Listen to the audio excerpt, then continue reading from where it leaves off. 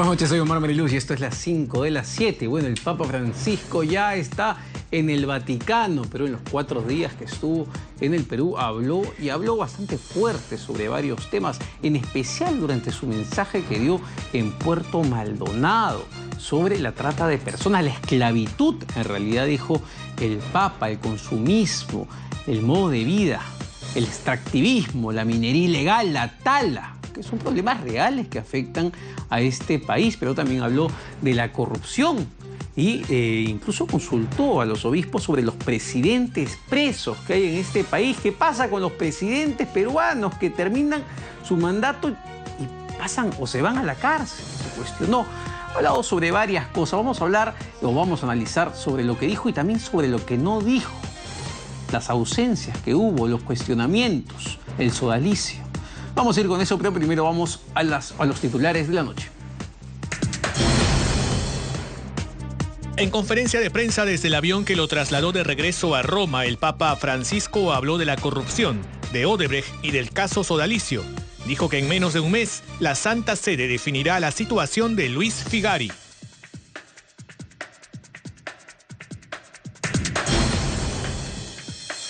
Representantes del gobierno aseguran que la visita del Papa Francisco generó ingresos por 80 millones de soles para el Perú.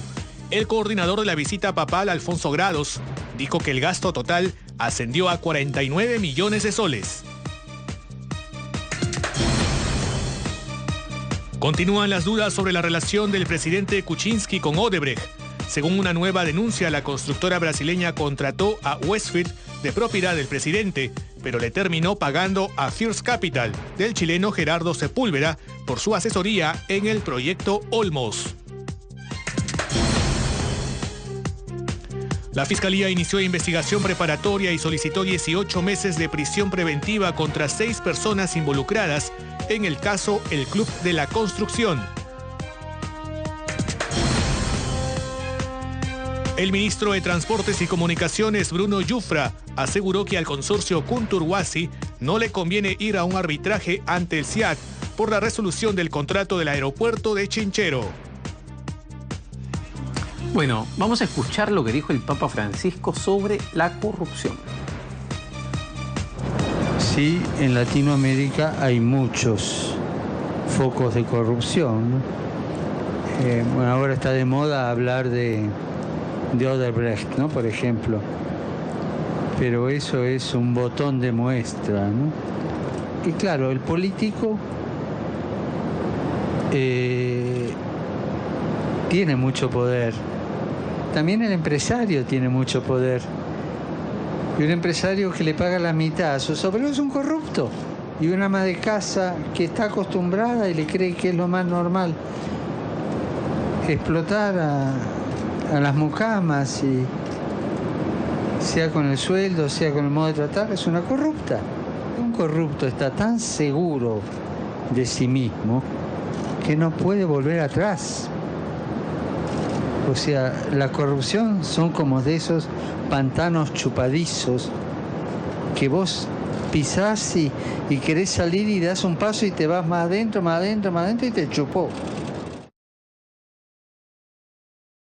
Justamente en una conferencia de prensa que dio en el vuelo de retorno al Vaticano, estaba nuestro compañero Armando Canchaya, pero también habló del sodalicio. Vamos a escuchar qué es lo que dijo sobre las acusaciones de abuso sexual que tiene Pierre Figari y del sodalicio en su conjunto.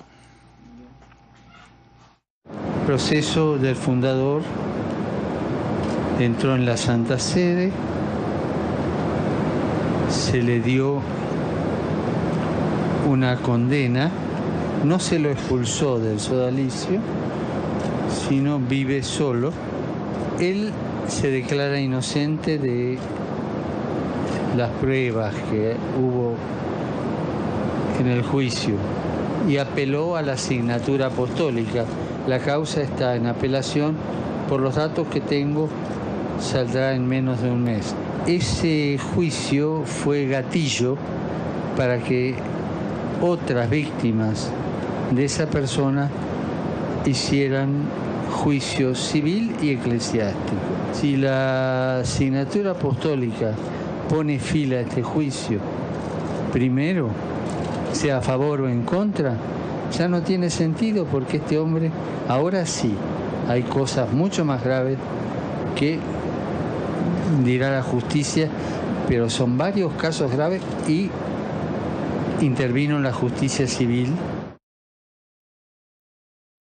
Perdón, no es Pierre Figari, es Luis Figari, el fundador de El Sodalicio. Pierre Figari es el asesor de Keiko Fujimori, pero ahí tienen lo que dijo el Papa Francisco sobre este caso. Incluso ha dicho que ya el tema lo va a tener que ver el Poder Judicial peruano, porque no importa lo que resuelva finalmente o lo que se resuelva en el Vaticano. Él cree que ya la situación es bastante complicada y entendemos que el Poder Judicial en los próximos días va a ver el pedido de prisión preventiva de 18 meses que ha solicitado el Ministerio Público. Una vez, si es que el Poder Judicial acepta este pedido de prisión preventiva, correría todo el proceso para solicitar la extradición de Luis Figari de Italia.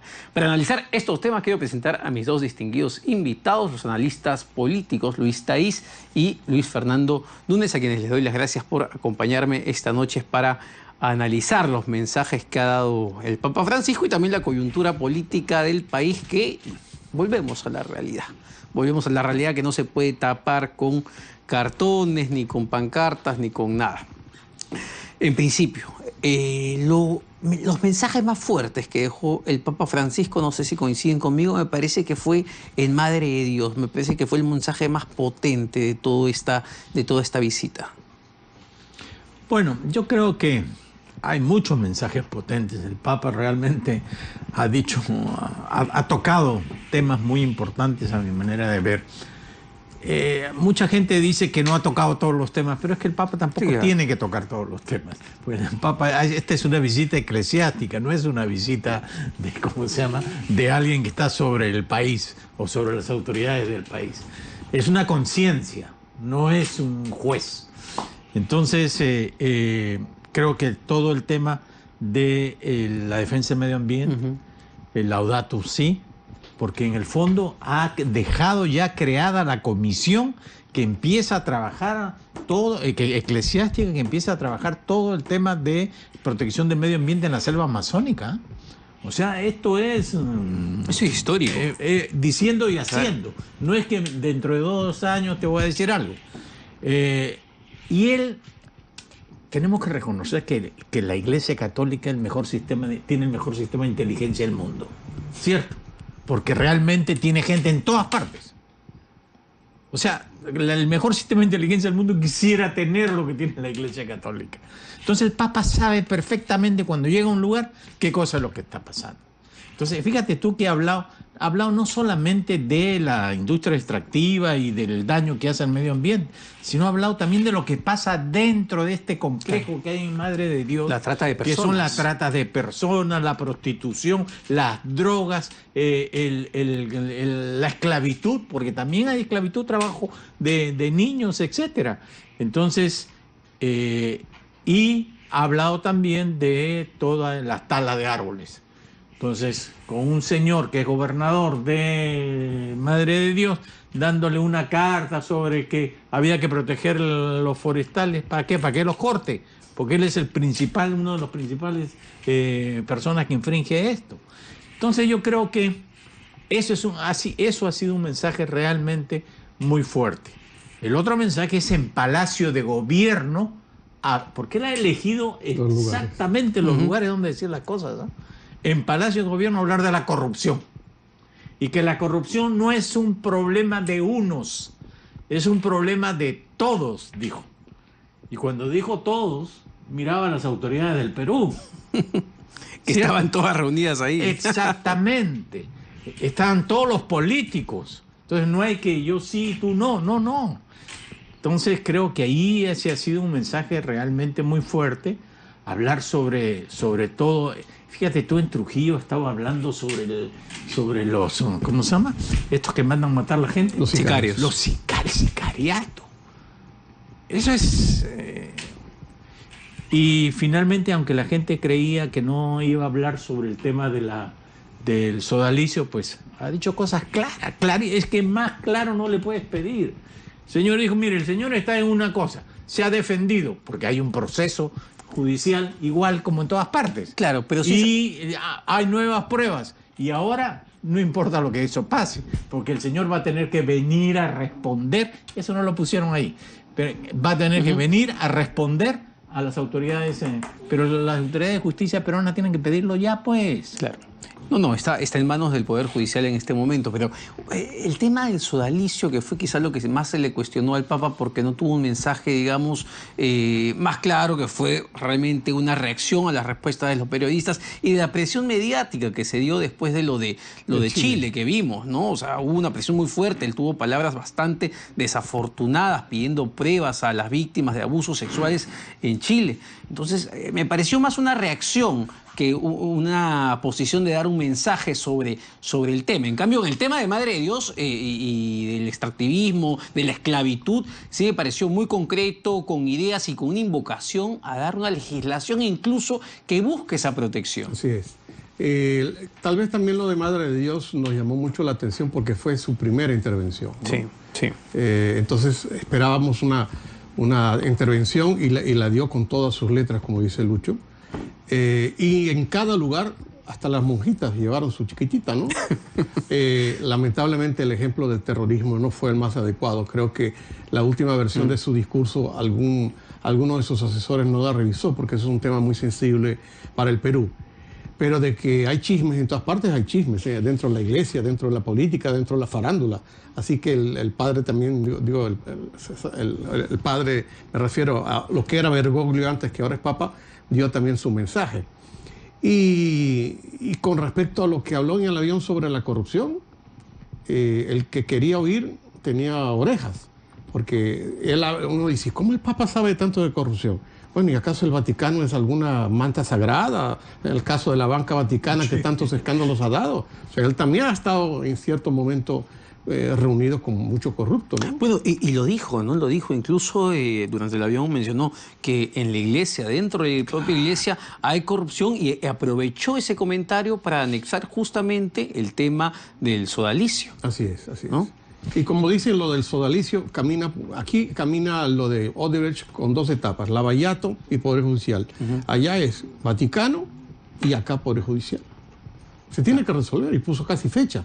Claro, porque aparte Luis Figari no es un cura ni un obispo ni nada, él es un laico y por tanto puede seguir las reglas naturales de cualquier persona, ¿no? De cualquier civil peruano, es que esté viviendo un exilio dorado, porque cualquier casita en Roma donde metan a ese señor es un exilio dorado, que venga acá y responda. Bueno, pero yo creo que el Papa ya dejó muy claro que lo piden y tiene que ir al Perú a dar cuentas. Así es. Entonces yo creo que más concreto que eso no ha podido ser. Yo creo que el Papa es una persona, como sabemos, es jesuita. Los jesuitas siempre han sido, porque yo he visto mucho en las redes últimamente, la DBA hablando de que el Papa es un no sé qué, o la izquierda hablando que el Papa es un no sé cuánto. O sea, si ambos están, ¿cómo se llama?, criticando al Papa, es porque está bien el Papa, entonces te das cuenta. Pero los jesuitas es una orden religiosa que probablemente es la más cercana con la población de todas las órdenes religiosas católicas. Es la más cercana a la población, a la educación. Cuando vino la conquista fueron los jesuitas los primeros que empezaron a pelear contra los españoles mismos, porque estaban avasallando a los ¿cómo se llama?, a los naturales de aquí. ¿Por qué fueron echados del Paraguay, de la Argentina y todo esto? Fueron echados por eso. Defender al pueblo. Bueno, y además, ellos son los que por defender al pueblo. Entonces, ese es por ahí es su... Entonces, todos piensan, todos están en esa onda, digamos, ¿no? Con decirte, Luis, que tengo entendido que el Papa ha recibido en reunión privada un documento sobre el problema de la migración de los venezolanos en el Perú. Un documento que él ha pedido especialmente para conocer el drama de esa situación. Luis, ese fue otro tema, no sé, tú como venezolano, ¿cuál es tu análisis? ¿No? Porque decían que una de las cosas que faltó, de las cuales no se pronunció, fue de la crisis humanitaria que vive Venezuela. Y se habló del Congo. Habló del Congo, pero no de Venezuela, que es algo que pues vivimos incluso los peruanos con esta crisis que... Pero por eso te digo, Omar, la diplomacia vaticana, aparte de su servicio de inteligencia, que es muy poderoso, como dice Luis, maneja muy fino estos hilos.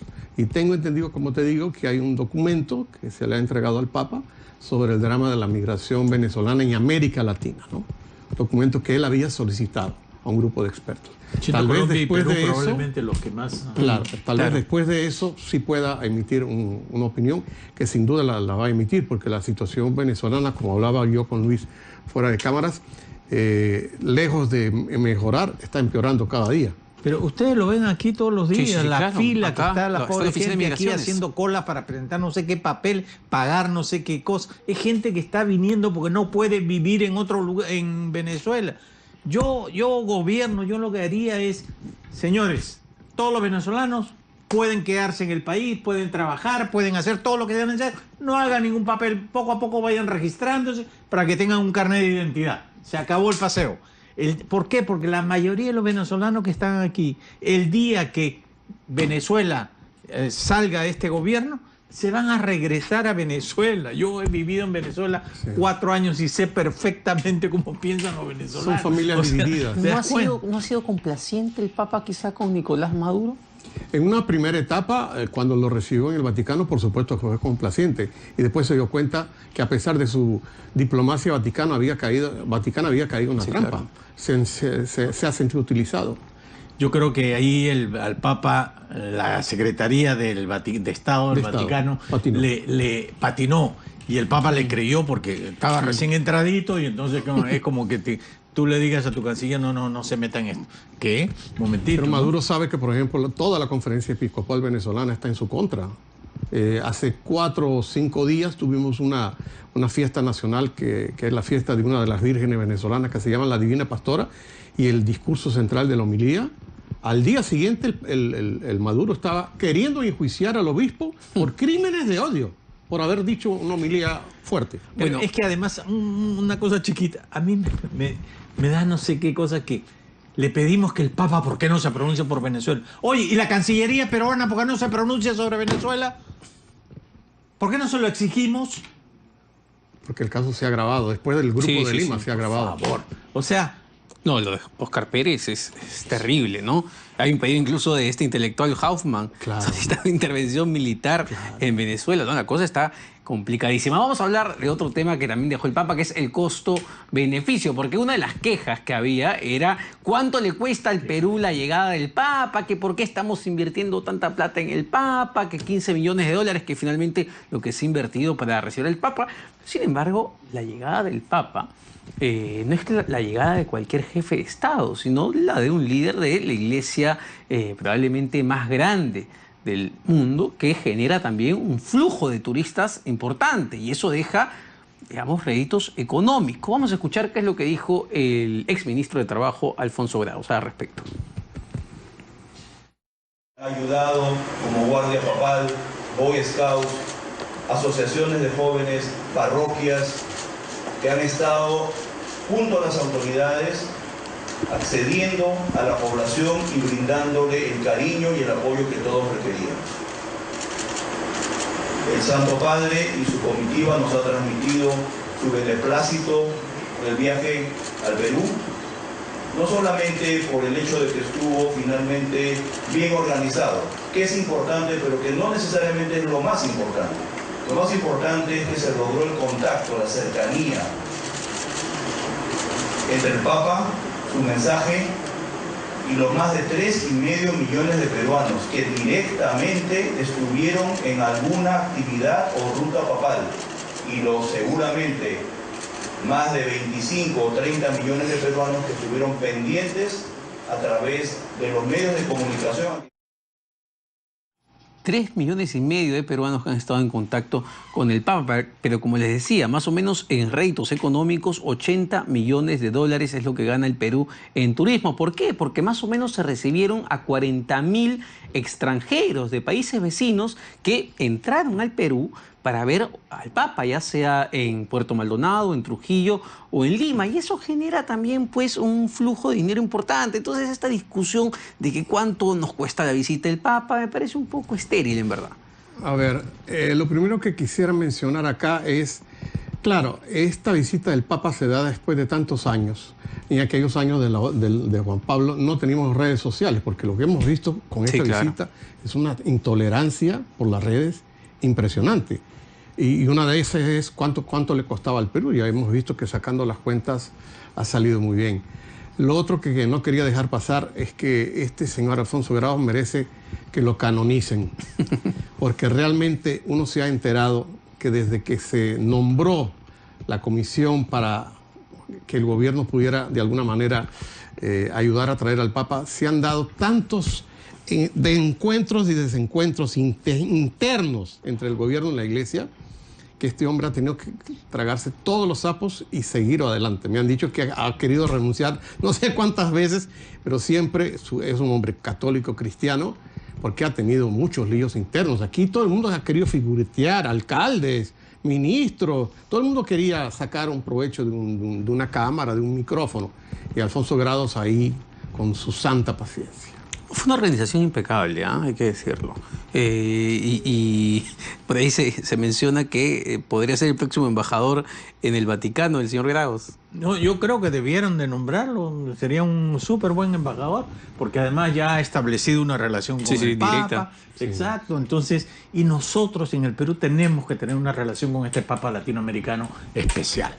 Pero entonces, concuerdo contigo. Yo creo que, o sea, como ya dejó de ser ministro, pues podría perfectamente tener una tarea de esa naturaleza. Pero yo lo que voy ahorita es al tema de, en realidad el Papa lo que ha hecho, no es solamente la gente que ha venido, eso es lo de menos. Ha levantado la industria textil del país, que estaba caída, ¿no es cierto? No, la cantidad de polos, gorras que se han fabricado para esos días. Gamarra. Gamarra, que estaba día y noche. Los hoteles, los restaurantes que deja la gente que viene a visitar, y no solamente los turistas extranjeros, ¿no? Sino toda la gente, digamos, que se mueve de ciudad a ciudad, la gente del Cusco que se va a Puerto Maldonado para verlo, la gente de Piura, Tumbes que baja hasta Trujillo para verlo. Es un movimiento económico importante. 80 millones. Imagínate tú, si el Papa se quedara un año aquí, tendríamos un 3 puntos del PBI resueltos. Pero mira, creo que es muy importante aquí sacar algunas lecciones. Por ejemplo, las toneladas de basura. Sí.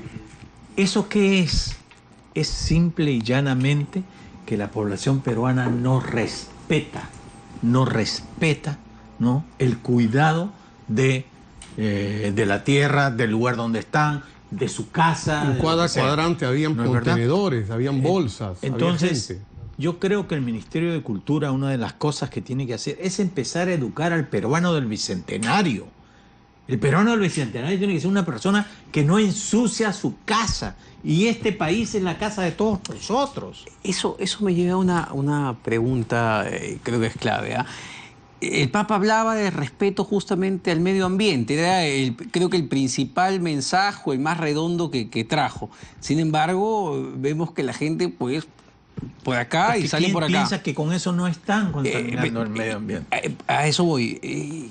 ¿El mensaje que trae el Papa realmente tiene algún impacto o imprime algo sobre la población o realmente es algo pasajero? Si el gobierno tuviera bien emitir y reproducir estos mensajes del Papa en palabras sencillas y hacer una campaña que dure un año, año y medio, tal vez pudiera tener ese impacto que tú preguntas. Porque el comportamiento de ayer en la base, igual que en Huanchaco, igual un poco en Puerto Maldonado, es el comportamiento que vemos los fines de semana en la playa, a menor escala.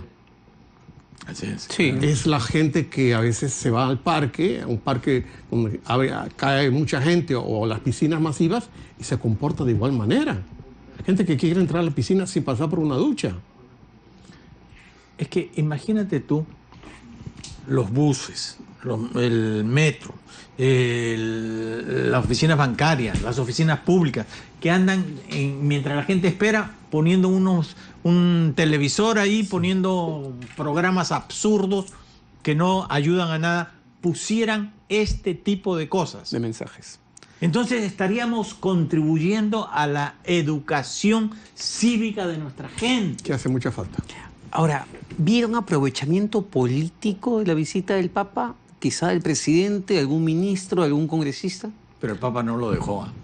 Yo creo que sí, Y el que se la haya- obviamente y que el, se trató, el que ¿verdad? se la haya creído, que es que se Pero baje de él esa no, nube. él no se dejó. Puede ser que algún punto en la encuesta próxima aparezca, pero que se bajen de esa nube, porque el protagonista fue el Papa Protagonista fue y el pueblo.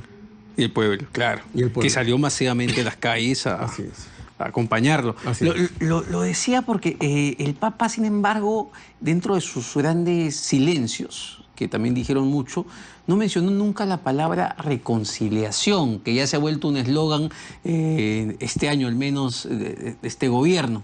Tampoco habló del indulto, o siquiera lo mencionó, el tema del indulto a Alberto Fujimori. Entonces, obviamente el Papa sabía el contexto político en el que venía el Perú. Es que yo estoy seguro, Omar, que si él pronuncia cualquiera de las dos palabras, ya el discurso estaría politizado. A pesar que él es un jefe de Estado y da mensajes políticos. Pero tocar esos detallitos hubiera politizado y se hubiera centrado ahí la polémica y no sobre los otros temas que él quiso tratar. Imagínate tú que un jefe de Estado, Piñera ahora, Sí. Piñera, o el argentino Macri, viniera acá y hablara porque aquí hay que hacer, porque ¿por qué sacaron a Fujimori o qué sé yo? Lo matan, ¿cierto? O sea, es decir, lo expulsan del país, estaría loco. El Santo Padre, hay que diferenciar el jefe de Estado del Vaticano con el Santo Padre, ¿no? Y el Santo Padre se permite unas cosas, pero tiene que tener la prudencia del caso. Y yo creo que eso es lo que él ha manejado de alguna manera. Ahora, él ha dejado unos temas, a mi manera de ver, que pueden servir de base para un conversatorio nuevamente político, que relance un conversatorio político sobre algunos temitas. Pongamos una agenda chiquitita para el año 2018 y pongámonos de acuerdo los distintos partidos políticos, el partido de gobierno, y armemos cómo vamos a mejorar la economía, cómo vamos a mejorar la salud y cómo vamos a mejorar la educación. No hablemos de más. Ya, eso. Yo estoy de acuerdo Dediquémonos con, a eso. Yo estoy de acuerdo con Luis. Y hagamos eso. Yo conocí a Luis en el marco de la fundación del Acuerdo Nacional. Y eso nos marcó muy profundamente. Y creemos que ahorita están dadas las condiciones para tener un mini acuerdo nacional con una agenda mucho más pequeña en cuanto a lista de políticas, pero que nos ayude a llegar al 2021 sin tanto sobresalto. Exacto, no sea ampulosa, no sea una cosa grandiosa. No, 4 o 5 puntos y clarito cuáles son los resultados que vamos a conseguir. El Papa, rapidísimo, ¿salva a PPK o no de todo este problema en que está metido? Yo creo que el problema, yo decía, porque una pregunta me hicieron el otro día es, ¿y el gobierno junta a toda la gente? Y es que lo que pasa es que el gobierno ha perdido credibilidad. Ahora vamos ahí, que era uno de tus puntos que has señalado sobre lo que dice el ministro de Transporte, ¿verdad? Pero el gobierno ha perdido credibilidad. Entonces, ¿cómo de alguna manera? Y aquellos que no están, que están debajo de PPK, ¿no es cierto?, están en una lucha interna por quién tiene más pedazos de poder o más migajas del poder. Y eso no puede ser. Se fue el Papa. Se fue la primer ministro también de vacaciones a Suiza. ¿Y dónde está el país? ¿Quién se ocupa del país? No lo entiendo. Bueno. Realmente no lo entiendo. Nos vamos a un corte, pero volvemos para hablar sobre todo este tema político que ya volvió. Nos vamos a ir a Chosica, donde está nuestro compañero Eduardo Juárez, porque la población está bastante alarmada. Los vecinos de Chosica están bastante alarmados por la crecida del río Rima, que hemos visto que Lima amaneció en medio de una llovizna. Eduardo, muy buenas noches, te escuchamos. Omar, ¿cómo estás? ¿Qué tal? Buenas noches. Tal como lo has indicado, Lima amaneció hoy con llovizna. Chosica también está con llovizna en esta hora, pero se está activando ya el plan de contingencia de emergencia inmediato para instalar carpas y que puedan alojar a los vecinos que están siendo perjudicados en esta hora en el pasaje San Martín, por la creciente del río Rímac, que afectan nuevamente a Chosica. Están en este momento haciendo las coordinaciones. ¿Cuántas carpas se van a instalar aquí? Bueno, 15 carpas, 15 carpas, pero naturalmente ya está la gente de Defensa Civil ya está haciendo el empadronamiento del caso en la parte baja. Se va a dar preferencia a la gente que está al lado del río, ¿no? De la vivienda claro, que está al lado del río, así es. Alcalde, ¿aquí van a tener ellos qué?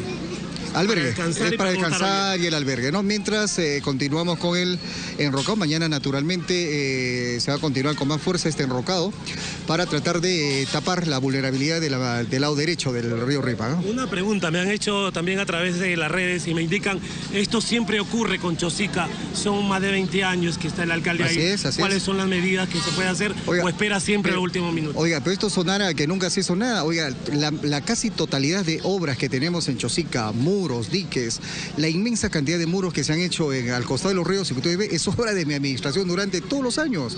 Se han construido, por ejemplo, más de 100 diques de contención. El río permanentemente ha recibido el tratamiento y la limpieza, ya sea por nosotros o ya sea por convenios con el Ministerio de Vivienda.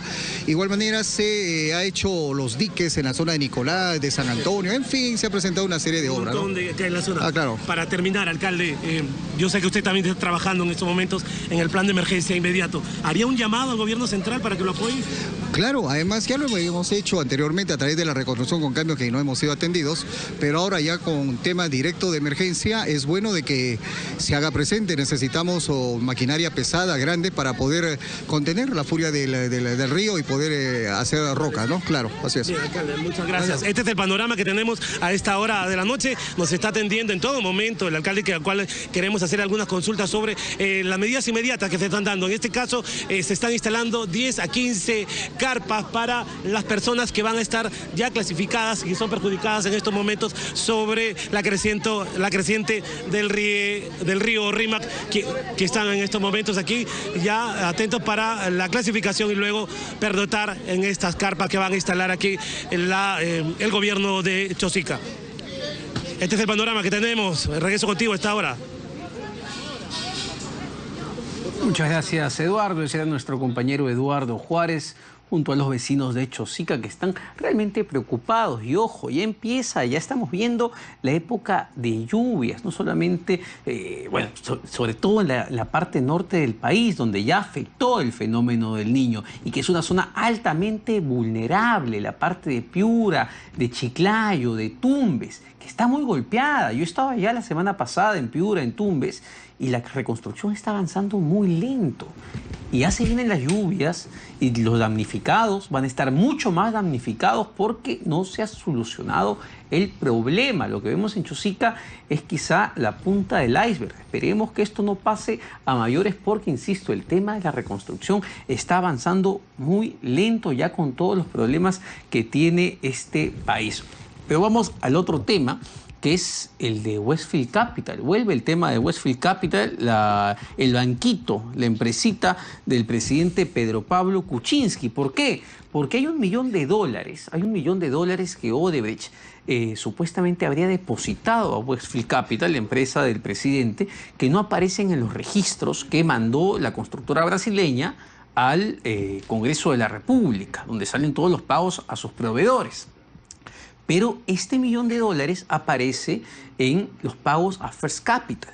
Entonces, este reportaje que ha sacado ayer Cuarto Poder, lo que, digamos, una de las hipótesis es que Westfield Capital firmó el contrato para la estructuración financiera de Olmos, de Odebrecht, pero finalmente la estructuración financiera, el levantamiento del capital, lo ejecutó First Capital. La pregunta que se hace es, finalmente, ¿quién cobró esa plata? Si lo cobró First Capital, como aparentemente sería dado que aparecen los registros que envió Odebrecht al Congreso, o lo cobró Westfield Capital. ¿Y cuál es la relación que hay entre las dos? Porque se ve muy cercana, porque eso no solamente pasó en Olmos, también pasó en el caso de Transportadora del Gas del Perú. Westfield firma el contrato, First Capital ejecuta y quizá cobra. A mí me parece que hay que esperar un poco más, aparte del reportaje de anoche que fue impecable. Sí. Pero la última vez que yo estuve contigo acá, yo te dije algo en lo cual me reafirmo. Esta estrategia del presidente de a cuentagotas ir informando según el escándalo se va destapando, no es una buena estrategia recomendable en su caso, porque la gente, sobre todo tanto el Poder Judicial como la Comisión Lavallato, que está con la epidermis muy, muy maltratada, están a punto de perder la paciencia con este caso. Si volvemos a un escándalo, a un circo como el de la vacancia, no sé cómo vamos a seguir teniendo inversiones en el país, porque la gente se espanta de esta situación. Así que la estrategia del cuentagotas no es más recomendable. Que se defina por fin en la investigación. El señor Barata va a hablar, que diga lo que tenga que decir y salgamos de este tormento. Nos tienen con la epidermis muy, muy, muy mal, y yo veo, y me imagino que Luis lo verá en la calle también, la gente está sumamente alterada con este tema. Y el problema, claro, además de todos estos indicios que van saliendo, pruebas que van saliendo, es la opinión pública, ¿no? La gente efectivamente no le cree al presidente de la República, Pedro Pablo Kuczynski, y tampoco le creen en el Congreso de la República. Entonces, sin legitimidad popular y sin capacidad de negociación, realmente, pues, ¿hacia dónde estamos yendo? A ver, mira, yo creo que otra explicación es que no es que es una estrategia de cuentagotas, es que hay una culpabilidad detrás de pronto. Y lo que se está haciendo es tratando de manejar el proceso y que conforme vayan apareciendo van enfrentándolo. ¿Te das cuenta? ¿Qué es lo que le pasó a Toledo? Eso fue lo que hizo Toledo. Toledo creyó que él podía manejar la cosa y conforme le iban brotando cosas trataba de ajustar, hasta que salió pues todo el huaico, se rompió, ¿no? Entonces yo creo que en este caso podría ser la misma situación. A mí no me queda duda que Westfield y First Capital es la misma cosa. Le han dado muy poca repetición a una entrevista que hicieron a un señor que en una época fue socio de PPK. Que Jaime Bailey lo entrevistó, creo. Que Jaime Bailey lo entrevistó casi. Su programa en Miami. En la que digo, sí, Sepúlveda no es ninguna persona para hacer nada. Entonces, ¿cómo consigues plata tú? ¿Por cuestiones técnicas? No, haces el perfil técnico. Pero después tienes que ir a los que toman las decisiones de dar plata o de sacar los bonos para conseguir la plata. ¿Quién agarra el teléfono y llama y dice, mira, hay esta cosa, vamos a hacerlo, ¿qué les parece? Ganamos todos. Muy bien, pues. ¿Sepúlveda es capaz de hacer eso? No. Bueno, en la banca de inversión lo que importa justamente es... son las relaciones. ¿Quién eres? Claro. Son las relaciones. Y ahí el conocido y el señor era Sepúlveda era un funcionario de segunda, tercera categoría que PPK lo contrató y que después puso su empresa porque él ya... Por favor, ¿a quién le quiere hacer creer eso? También estamos pendientes de la declaración de Sepúlveda, ¿no? Que no va a venir acá, sino que la va a dar desde allá. Entonces, a mí me parece que esto no tiene viso de arreglo. Porque, a ver, si tú fueras inocente de algo que te acusan, tú sales el primer día y lo dices todo.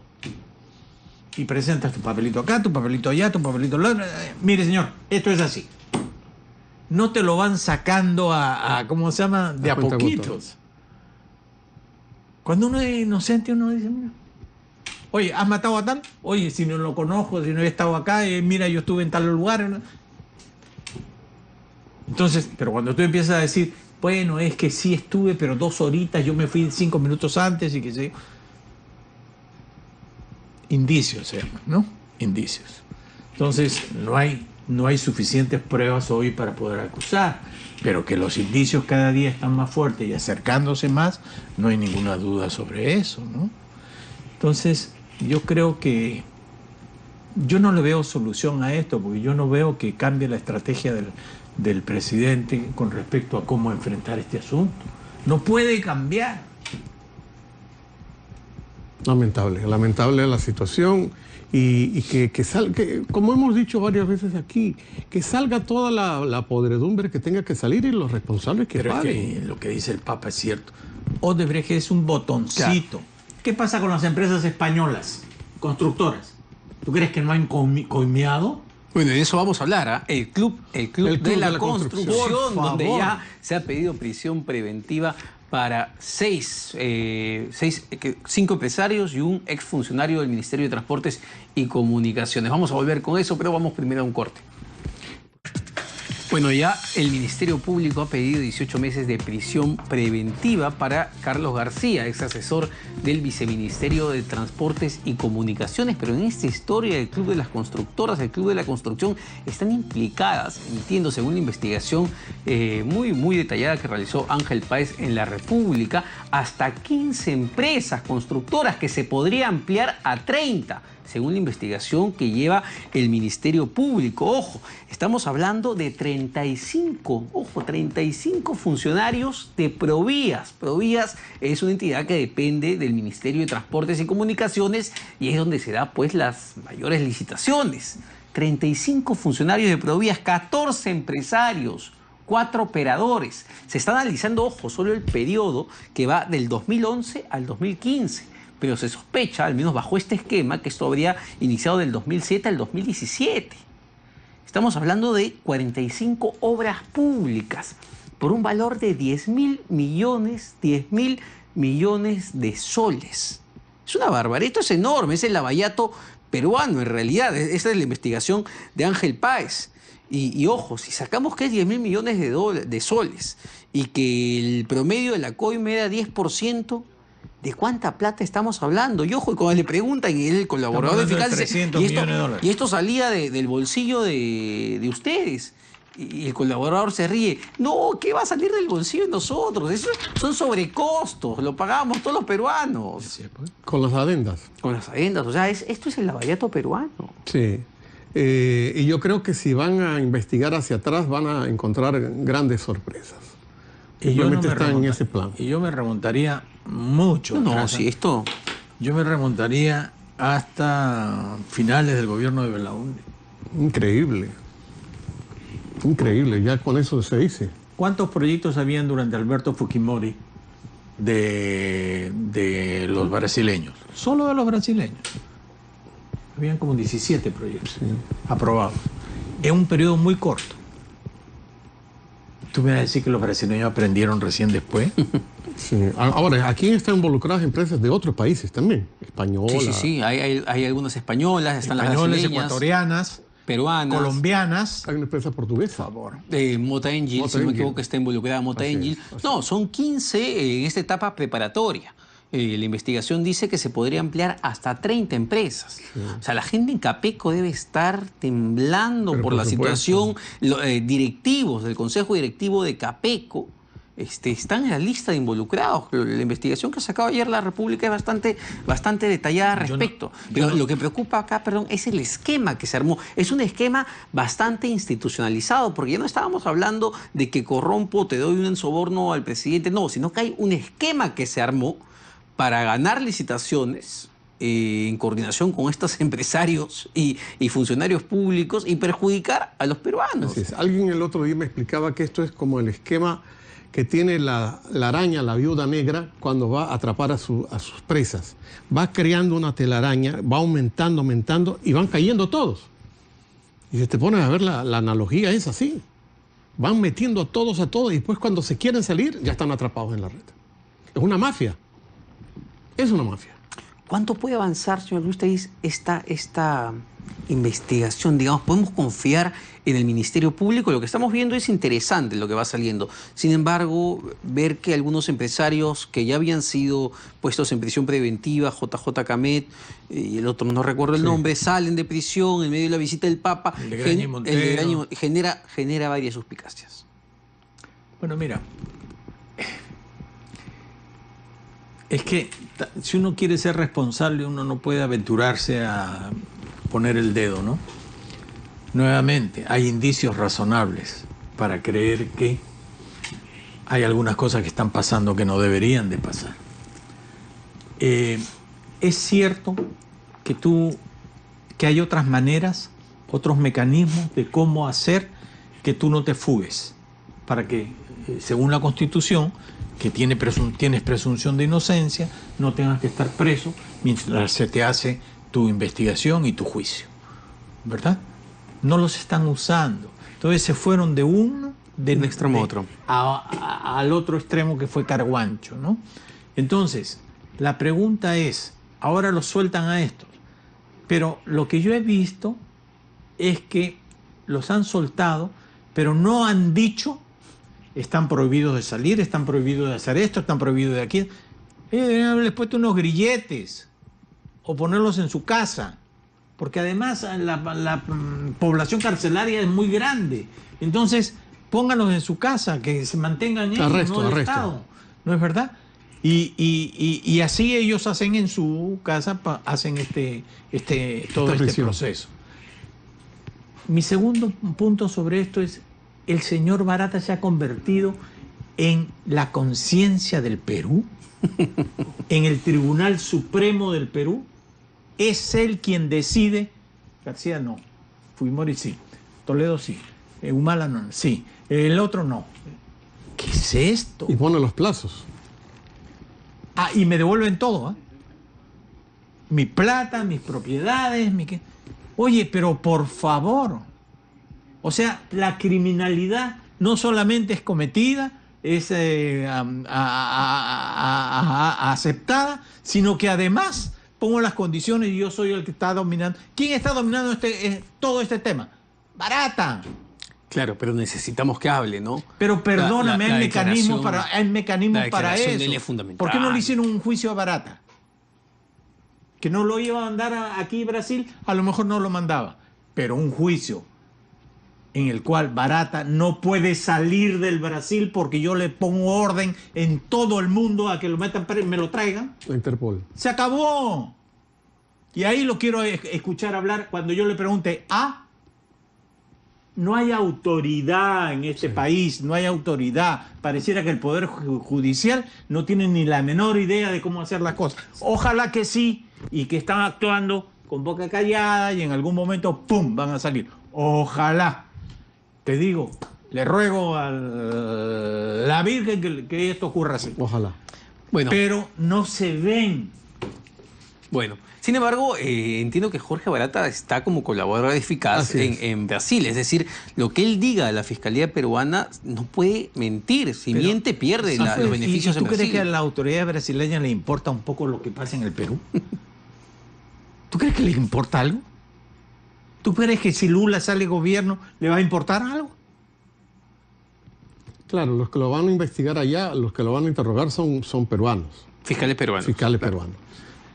Y no tiene nada que ver con los brasileños. ¿Usted cree que Barata... Los brasileños son para los procesos de Brasil. ¿Pero usted cree que Barata mienta? ¿Con qué fin mentiría Barata? No, si miente, ¿Ellos quieren seguir operando en América Latina o no? ¿O crees que ya ellos dijeron ya no más Odebrecht en el mundo? Pero si miente, le cae el proceso. Claro. ¿A quién? En Brasil. En Brasil. Pero no aquí. Sí. Habría que ver realmente qué es lo que va a suceder. No falta mucho para saberlo. Ya dicen que el mes que viene tendremos todos los datos. Yo tengo muchas dudas. Bueno, igual lo que diga es cierto. Lo que diga hay que contrastarlo. Es decir, su palabra no es ley. Es decir, el Poder Judicial tiene que hacer sus investigaciones paralelas. Tiene que ser contrastada, claro. Y yo, Poder Judicial, a quien buscaría son a los testigos peruanos, que hay montones. Y a esos les daría las facilidades para que hablen. Eso sí. ¿Sabe por qué es interesante este caso del Club de la Construcción? Justamente por eso. Porque lo que está haciendo el Ministerio Público al implicar a tantos funcionarios, a tantos empresarios, es buscar justamente la colaboración eficaz de ellos y ver cómo se puede contrastar esa información. Desenmarañando... Y entiendo que ya hay un colaborador eficaz de parte de los empresarios que está ayudando en toda esta investigación. Entonces, vamos a ver cómo se resuelve esto. El otro tema importante es el de Cunturhuasi, el concesionario lo mismo, ¿no? del aeropuerto de, que es lo mismo, Chinchero. Qué bueno, es un caso que fue un dolor de cabeza para este gobierno. Le costó la caída del ministro Vizcarra, la caída del ministro Torne. Y bueno, con las consecuencias que ya sabemos. Entendemos que ya el Ministerio de Transportes y Comunicaciones ha anunciado que finalizó la etapa de trato directo, no llegó a ningún acuerdo con el concesionario, no se han puesto de acuerdo de cuánto es lo que el Estado le tiene que pagar al concesionario por haber suspendido, resuelto el contrato de manera unilateral. Esto lo más probable es que termine yéndose a un arbitraje internacional en el CIADI, porque después de la etapa de trato directo lo que sigue es un arbitraje. Así Mientras es. tanto, el Cusco va a quedarse todavía sin su aeropuerto internacional. Bueno, el ministro ha dicho hoy en varios medios de que ahorita mismo van a empezar a remover tierra y van a iniciar eso sí o sí. Pero paralelamente va a tener que ver cómo resuelve el asunto del arbitraje, que le va a costar al Perú unos cuantos millones. Bueno, en la declaración que ustedes pusieron aquí ahora, decía el ministro que no iba a haber CIADI, que Conturhuasi sería loca de meterse al CIADI. Pero no le explica nada a la gente. La historia Señor de ministro, los arbitrajes. ustedes no tienen credibilidad frente al país. Explíquele a la gente por qué es que usted cree que Conturhuasi no va a hacer nada. Porque estamos todos preocupados que nuevamente de nuestros bolsillos tenga que salir plata para pagarle a estos sinvergüenzas de Conturhuasi que se asociaron con varios gobiernos. ¿No es cierto? En lugar de usar esa misma plata para que la gente del norte pueda salir de las carpas y tener una casa. No, bueno, ya sea en el CIADI, que es el árbitro internacional, o a un arbitraje local en la Cámara de Comercio de Lima, igual, este tema tiene que resolverse en un proceso arbitral porque ya la etapa de trato directo se acabó. Y se acabó porque el MTC pues no... Y encima además están peleando entre el ministro Segura y el ministro Yufra, andan peleando entre ellos que no, que tu proyecto era muy malo, no, que la adenda tuya era pésima, no, que... Oye, ¿y el Perú dónde está en esto? Sí, mucho figuretismo. Bueno, lo cierto es que ese proyecto era un proyecto de 500 millones de dólares, va a tener que aguantarse todavía, ¿no? Es una pena porque era un proyecto que ya viene de hace bastantes años, ¿no? El sueño de los cusqueños. No, claro, y quien ha ido al aeropuerto de Cusco, ese aeropuerto ya está totalmente colapsado. Pero si está colapsado el aeropuerto de Lima y no pasa nada. Jorge Chávez ya está colapsado y no pasa nada. Por favor. Efectivamente. Bueno, señores, se nos acabó el tiempo. Conmigo fue todo en las 5 de las 7. Ahora los dejo con Catherine Donaire en RPP Noticias, edición Noche. Y muchas gracias a mis dos distinguidos invitados. Hasta mañana.